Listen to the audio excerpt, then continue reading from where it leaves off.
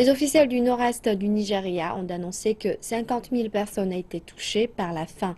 Elles font partie des millions de déplacés à cause des menaces posées par Boko Haram, affilié à EI. Les Nations Unies ont déclaré que l'insécurité permanente nuisait aux efforts d'aide.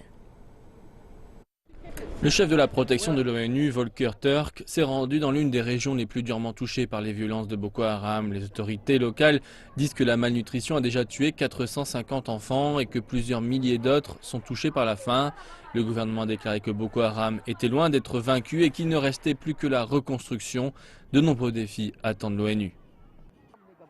C'est aussi une question mondiale, donc il est à la part que nous devons jouer et nous devrons nous concentrer sur la question de la protection, sur la question des abris d'urgence, sur la construction d'une approche basée sur la communauté, car nous savons que la réponse se trouve souvent au sein même des communautés.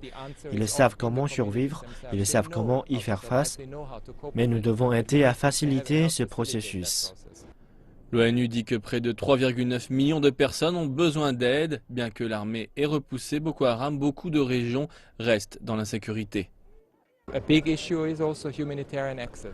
Une des grandes questions, c'est aussi l'accès à l'aide humanitaire. En dehors de Maiduguri, si vous regardez la situation aujourd'hui, il y a des éléments errants, ils sont armés. Donc nous devons être sûrs qu'il y ait un environnement sécurisé pour les actions humanitaires. La crise humanitaire va au-delà des frontières nigérianes. Plus de 200 000 réfugiés nigérians sont dispersés au Tchad, au Niger et au Cameroun.